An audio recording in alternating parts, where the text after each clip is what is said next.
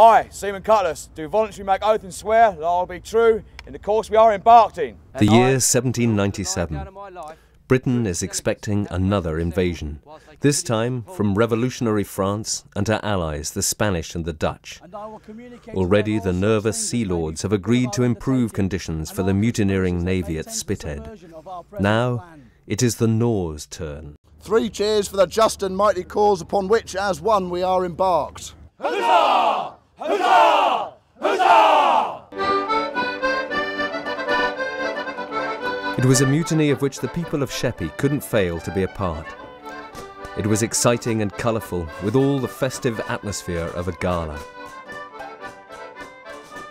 An eyewitness account of events was written down by one of the workers from the Sheerness dockyard. The men have chosen Mr. Richard Parker as their admiral.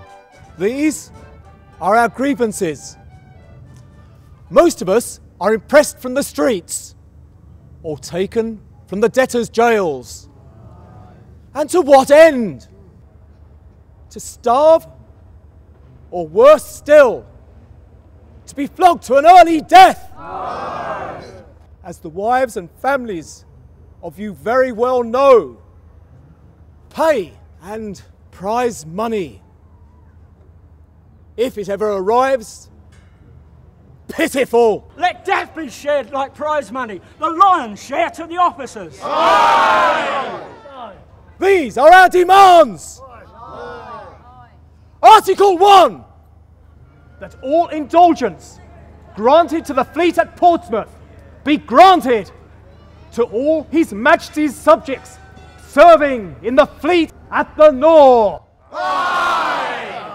Article 2, that every seaman Parker is a carpenter and schoolmaster by profession, and a court-martialed lieutenant. So many at a time, so as not to disrupt the ship's duty, to visit their friends and families. Article 3, that all ships, before going to sea, shall be paid arrears of wages.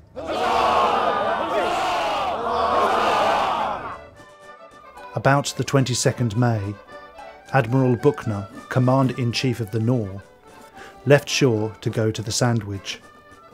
There, the delegates tried to settle their grievances, but did not succeed. Negotiation between the Sea Lords and the delegates might have been possible, as it had a few weeks earlier at Spithead, had it not been for one small action on the mutineers' part. 20 ships in Parker's fleet were blocking the Thames estuary. On the 24th of May, 1797, this blockade prevented 2 ships, the Fiorenzo and Clyde, from sailing forth into the North Sea.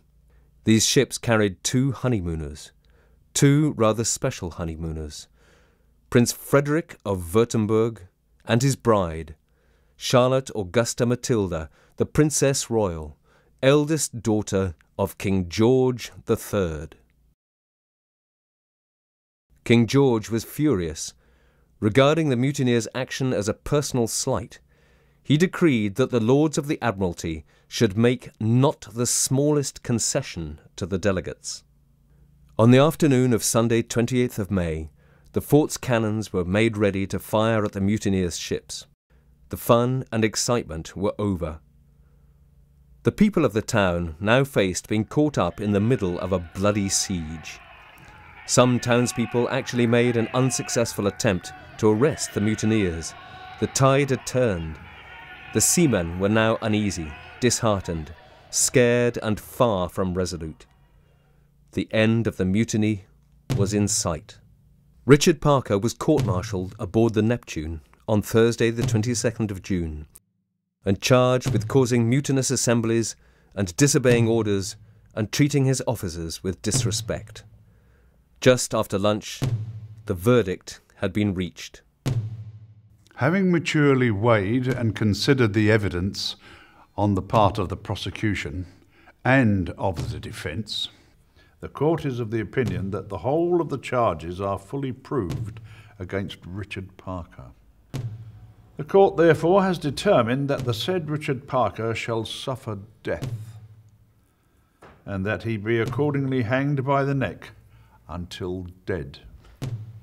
On such day and on board such ship as the Lords Commissioners of the Admiralty shall appoint. Take him away.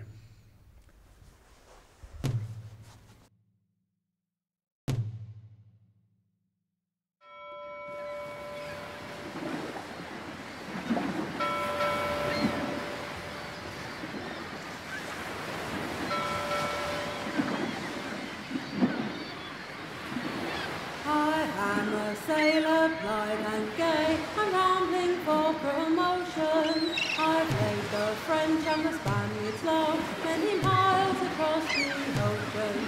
I've travelled England, Ireland too, I've travelled Bonnie, Scotland through. And the pretty maid of Portsmouth, I'm a bold Richard Parker was hung aboard the Sandwich on Friday 30th of June 1797. The mutiny had lasted less than 2 months.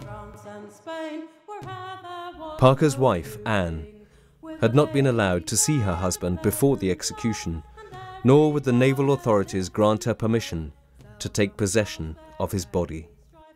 If they won't give me my man's body, then I shall have to take it. How? With your help. Anne's plan was to get her husband's body to Exeter, so he could be buried with his family. Bribing various carters and carriers, she got the body to the Hoop and Horseshoes Inn on Tower Hill. Word got round that Parker's body was at the inn, and soon hundreds of sightseers, sympathisers or morbid voyeurs, who knows, were queuing to get a view of the corpse of the infamous mutineer.